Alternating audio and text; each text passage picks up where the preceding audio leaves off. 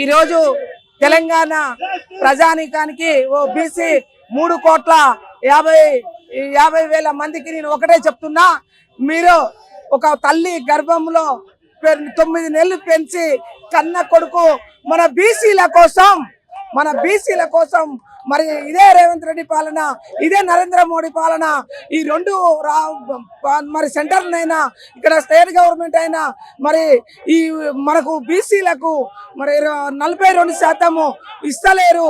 బీసీలు నిలబడ్డ దాడులు చేస్తున్నారు. మరి ఎక్కడ బీసీ నిలబడితే అక్కడ అగ్రకులాల నాయకులు నిలబడి, రెడ్డిస్ నిలబడి వాళ్ళు మనోళ్ళ మీద దాడి చేసిరు. నిన్న కాదు మొన్న నల్గొండ జిల్లాలో మల్లమ్మగూడెంలో మరి ఒక యాదవ్ బిడ్డ మీద రెడ్డిలు కిడ్నాప్ చేసి ఆయనని అదే ఇదిగా ఈ నుండి ఇవాళ ఒక తమ్ముడు ఉరి పెట్టుకొని చచ్చిపోయిండు. ఇగో ఇది మన బీసీలకు రాజ్యం రాదు, ఈ రెడ్డి రాజ్యమే ఉంటది, నేను బతికిన ఏం లేదు బతకకున్న ఏం లేదు అని చెప్పి మల్లన్న కాడికి పోయి మాట్లాడిండంట. మాట్లాడి వాళ్ళ అమ్మతో చెప్పిండట, అమ్మా నేను బీసీల కోసము మరి తెలంగాణ రాష్ట్రం కోసం శ్రీకాంతాచారి చనిపోయిండు, బీసీల కోసము నేను సాయి అని నేను సరిపోతానని చెప్పిండట. వద్దు కొడక అని చెప్పిరట. వద్దు కొడక అని చెప్తే ఇప్పుడు మల్లన్నకు వచ్చి ఒక మాట చెప్దామంటే మల్లన్న లేడట.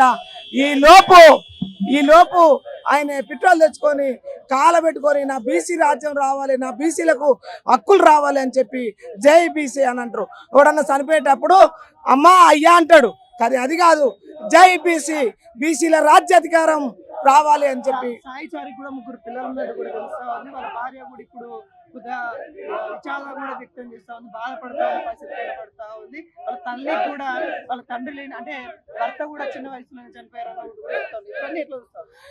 ఇగో చిన్నతనంగా భర్త చచ్చిపోతే తల్లి కడుపులో పెట్టుకొని కన్న కష్టాలు పడి సాదుకుంటది. నాన్న సాదుకున్నప్పుడు ఏ కష్టపడ కొడుకుని ఇంత చేసింది, కానీ అతనికి బీసీ పిచ్చి. బీసీలు మన వాళ్ళు ఎదగాలి. మరి ఆయన ఒక ఎంపీకి నిలబడేటాయన కాదు, ఒక ఎంపీకి నిలబడేటాయన కాదు, ఒక ఎమ్మెల్యేకి నిలబడేటాయన కాదు, వాళ్ళ అమ్మ నిలబడేది కాదు, సర్పంచ్కి నిలబడే వ్యక్తి కూడా కాడు.